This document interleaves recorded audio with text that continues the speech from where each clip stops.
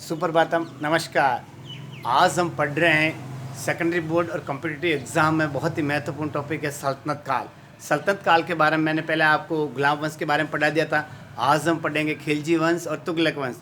तो प्यारे बच्चों, आप सब अपनी नोटबुक ले लें और जो महत्वपूर्ण है, मैं आपको जो डाटा है, जो कोई बात है इतिहास से संबंधित, उसको आपको मैं नोट करवाते जाऊंगा। तो आप सब नोट करने के लिए तैयार हैं।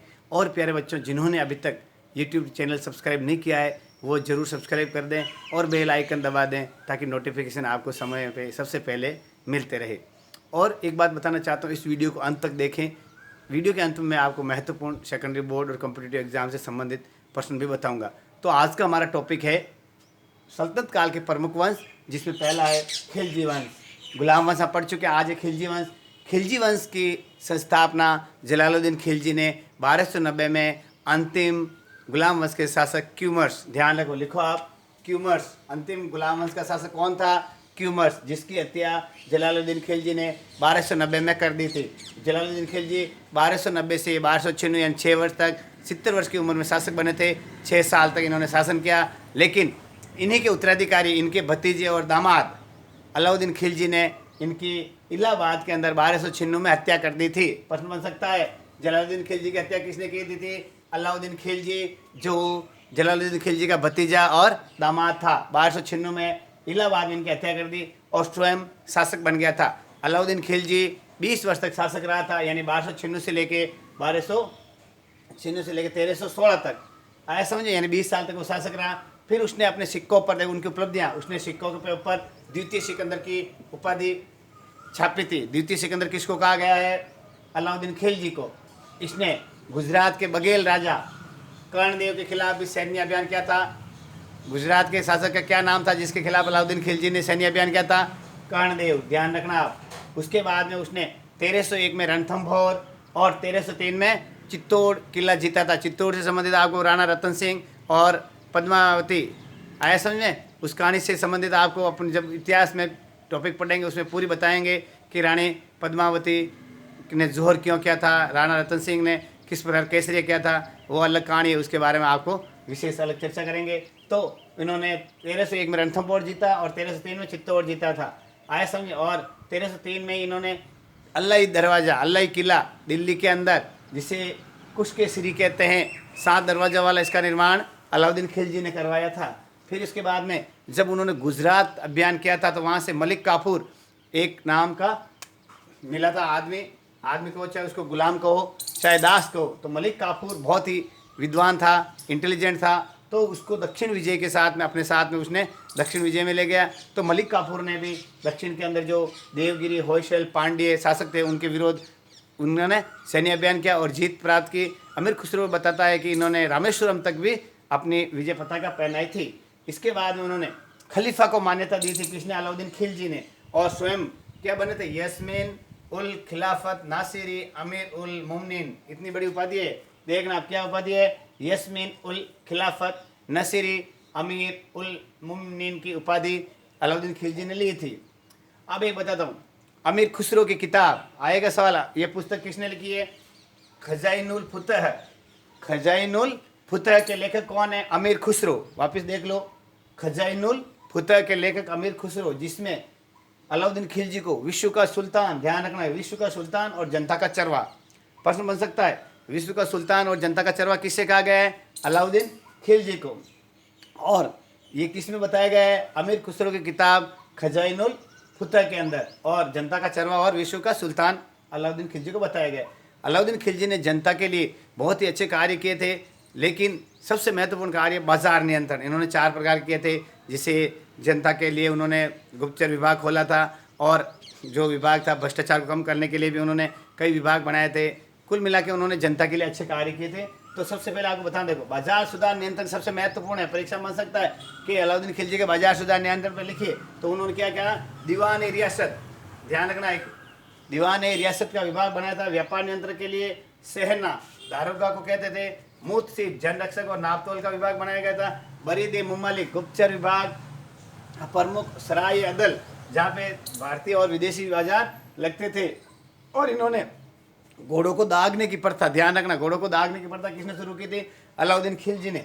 और नगद वेतन यानी जो पहले देते थे वो भूमि में, उसके अलावा उन्होंने जो वेतन सेना में काम करता था सैन्य कर्मचारियों को, सैनिकों को नगद वेतन की प्रथा किसने शुरू की थी? अलाउद्दीन खिलजी ने।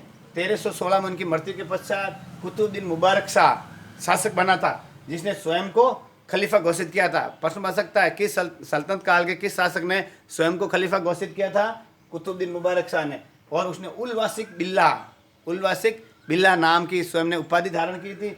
और उसके बाद में अंतिम शासक, चौथा शासक नसरुद्दीन खुसरो शाह था। यानी पहले जलालुद्दीन खिलजी, फिर अलाउद्दीन खिलजी, फिर इसके बाद में कुतुबुद्दीन मुबारक शाह स्वयं खलीफा बना था, और चौथे और अंतिम नासिरुद्दीन खुसरो शाह, जिसकी गियासुद्दीन तुगलक ने 1320 में हत्या कर दी। और इस नासिरुद्दीन खुसरो शाह के पश्चात नए वंश की, राजवंश की दिल्ली सल्तनत काल के अंदर स्थापना हुई, जिसे तुगलक वंश कहते हैं। अब चलो पढ़ते हैं तुगलक वंश के बारे में। तुगलक वंश की स्थापना तुगलक गाजी गियासुद्दीन तुगलक यानी गाजी मलिक ने की थी। किसकी हत्या की थी? अंतिम शासक नसरुद्दीन खुसरो शाह, जो खिलजी वंश का था। तो गाजी मलिक का पूरा नाम क्या है? तुगलक गाजी गियासुद्दीन तुगलक। गाजी मलिक का पूरा नाम तुगलक गाजी गियासुद्दीन तुगलक, जिसने तुगलक वंश की स्थापना की थी। और इसके शासनकाल में कई विद्रोह भी हुए थे। 1320 में तेलंगाना के राजा प्रताप रुद्रदेव ने विद्रोह किया, तो इसके विरुद्ध इन्होंने अपने पुत्र जुन्ना खां को भेजा, और जुन्ना खां ने जाज नगर में भी जीत प्राप्त की थी।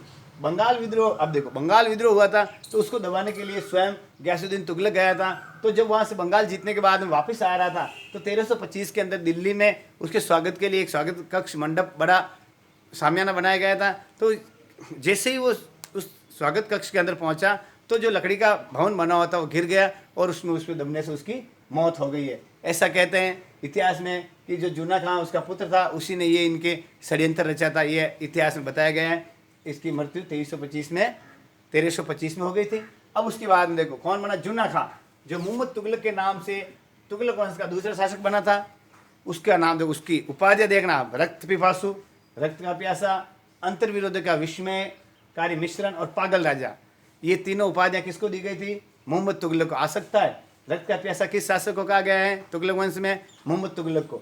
उसने उस समय जिस समय वो शासक बना, उसका साम्राज्य 23 प्रांत, जिसे मुक्त कहते हैं, 23 प्रांतों में विभक्त था। उन्होंने 5 योजनाएं बनाई थी। 5 योजनाएं, पाँचों के पाँचों फेल हो जाने के कारण, हालांकि वो दूरदृष्टा था, लेकिन किसी वजह से इसकी जो 5 योजनाएं फेल हो गई, इसलिए इसको क्या कहते हैं? पागल राजा भी कहते हैं। सबसे पहले दोआब में कर में वृद्धि, जहाँ दोआब यानी गंगा जमुना का जो क्षेत्र था, पंजाब से लेकर के दिल्ली के आसपास जो हरियाणा, उस क्षेत्र के अंदर उन्होंने क्या किया? कर लगा दिया ताकि अपने राजकोष को बढ़ाएं। लेकिन उसी समय वहाँ पे अकाल पड़ गया, तो ये योजना इसकी फेल हो गई। फिर उसके बाद में उसने दिल्ली से देवगिरी यानी दौलताबाद की राजधानी ले गया। जिस समय आधे लोग दिल्ली में रह गए थे, आधे वापस दौलताबाद गए थे। 1327 से 1335 तक इसने दिल्ली से दौलताबाद राजधानी रखी, तो फिर वापस उसमें भी उसको बहुत दिक्कत हुई थी। फिर उसके बाद में राजकोष को बढ़ाने के लिए तांबे और कांसे के मिश्रित धातु के सिक्के बनाए, यानी सांकेतिक मुद्रा प्रचलन किया। इसमें भी लोगों ने घर घर में टकसाल खोल दी, तो ये योजना भी इसकी फेल हो गई। चौथी थी खुरासान पर आक्रमण, और 5वीं थी कराची अभियान। जब इन्होंने अभियान किया तो वहाँ पे बरसात और सर्दी पर ज़्यादा पड़ने लग गई, तो सैनिक भी मारे गए थे। इस प्रकार ये पाँचों की पाँचों योजनाएं इसकी फेल हो गई थी। अब एक महत्वपूर्ण प्रश्न है, कुतुबुद्दीन के पुत्र महमूद तुगलक के शासनकाल में कौन सा विदेशी भारत में आया था? मोरक्को यात्री इब्न बतूता। ध्यान रखना, मोरक्को यात्री इब्न बतूता 1333 में भारत पर आया था। इब्न बतूता मोरक्को का निवासी 1333 में मोहम्मद तुगलक के शासनकाल में भारत आया था। फिर इसको भारत में दिल्ली में काजी का पद दिया गया था, और 1342 में इसको चीन में राजदूत बनाकर भारत से भेजा गया था। और इस मोहम्मद तुगलक की मृत्यु 1351 में हो गई। इसके पश्चात इसका पुत्र फिरोज शाह तुगलक, जो इसका चचेरा भाई भी था, पुत्र नहीं सॉरी चचेरा भाई, यानी फिरोज शाह तुगलक मोहम्मद तुगलक का चचेरा भाई था, वो शासक बना। बहुत विद्वान था, कहते हैं समझदार था। इसने बहुत सारी जन से कल्याणकारी योजनाएं चलाई थी। तो उसने 2 बार बंगाल पे भी असफल आक्रमण किया, लेकिन वो अभियान में सफल नहीं हो सका था।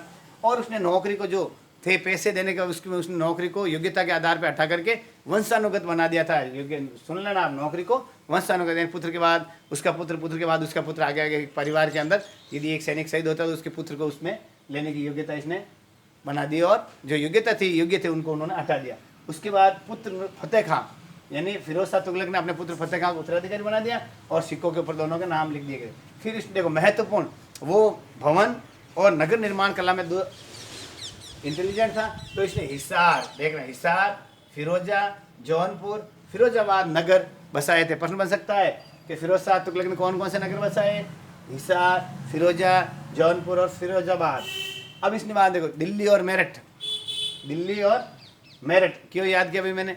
यानी टोपरा और मेरठ से जो अशोक स्तंभ थे वो दिल्ली में ले आए। दिल्ली मेरठ का क्या संबंध बताया मैंने कि जो टोपरा और मेरठ के अंदर अशोक स्तंभ थे वो दिल्ली के अंदर लेके आ गए थे जो स्तंभ थे, लेकिन उनको कोई भी पढ़ नहीं पाया उनकी भाषाओं को। और उसने हांसी सिरसा में, हांसी और सिरसा के अंदर नहर निकाले। नहर का जनक किसको बताया जाता है तुगलक वंश में? फिरोज शाह तुगलक ने नहरीकरण की योजना चालू की थी और वो कट्टर इस्लामिक था। उसने ब्राह्मणों पर भी जजिया कर लगाया था। उसके साम्राज्य में 4 कर लगते थे, खराज, जकात, खम्स और जजिया। खराज होता है खेती किसानों से वो लिया जाने वाला पूरा सभी से कर लिया जाता। जकात मुसलमानों से लिया जाने वाला कर, खम्स लूट का माल और जजिया हिंदुओं से लिया जाने वाला कर था, धार्मिक कर था। और उसने महत्वपूर्ण दास विभाग, उसके साम्राज्य के अंदर क्या थे 1,80,000 दास थे, तो दास के लिए उन्होंने एक विभाग बनाया दीवान बंदगान, बहुत महत्वपूर्ण है। दासों के लिए विभाग किसने बनाया? फिरोज शाह तुगलक ने। क्या नाम था? दीवान बंदगान। फिर उसके बाद में उसने दिल्ली में अंगूर और खरबूजे की खेती के लिए प्रयास किए थे और 1388 के अंदर इनकी मृत्यु हो गई थी। फिर इसके बाद में उस शासनकाल में अंतिम तुगलक वंश का शासक था नसरुद्दीन महमूद। अंतिम तुगलक वंश प्रश्न बन सकता है तुगलक वंश का अंतिम शासक कौन था? नसरुद्दीन महमूद। इसके शासनकाल में क्या घटना घटित हुई कि 1358, याद रखना 1358 में तुर्क आक्रांता तैमूरलंग ने दिल्ली पर आक्रमण किया और उसको लूटा। किसके शासनकाल में भाई? नसरुद्दीन महमूद। तुगलक वंश के नसरुद्दीन महमूद के शासनकाल में 1398 में तैमूरलंग तुर्क था जिसने खूब लूटपाट मचाई और जाते जाते उसने अपने जो एक खिजर खां था उसको वहाँ पे उसका प्रतिनिधि घोषित कर दिया। तो खिजर खान ने ही आगे चल के सैयद वंश की स्थापना की। आगे अगले वाले टॉपिक में हम सैयद और लोधी वंश के बारे में पढ़ेंगे। तो प्यारे बच्चों आज मैं बताना चाहता हूँ इस खिलजी वंश के अंदर महत्वपूर्ण प्रश्न बनता है अलाउद्दीन खिलजी की बाजार नीति क्या थी? अलाउद्दीन खिलजी का बाजार नियंत्रण क्या है? इसके बारे में और एक छोटा एक प्रश्न बन सकता है 1 नंबर का कि विश्व का सुल्तान जनता का चरवा किसे कहा गया है? 1 नंबर का सवाल बन सकता है आपके कि खजाइनुल फतह क्या है, इसके लेखक कौन है? और एक महत्वपूर्ण प्रश्न है सांकेतिक मुद्रा का प्रचलन किसने किया? रक्त का प्यासा किस शासक को कहा गया है? दीवाने बंदगान क्या है?